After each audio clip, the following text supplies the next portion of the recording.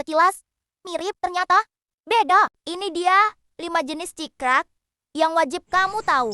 Yang pertama, cikrak daun, hijau dominan, lincah di rimbunan.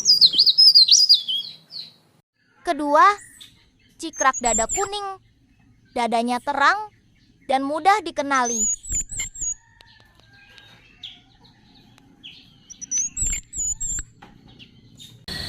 Ketiga, cikrak muda, hampir sama dengan dada kuning, cuma dia memiliki dada putih seperti kapas.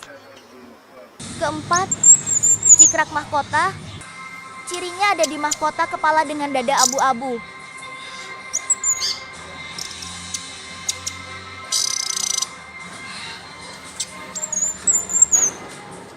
Dan terakhir, cikrak bambu, ramping dan sering aktif di rumpun bambu. Sekarang, kamu masih bilang semuanya sama.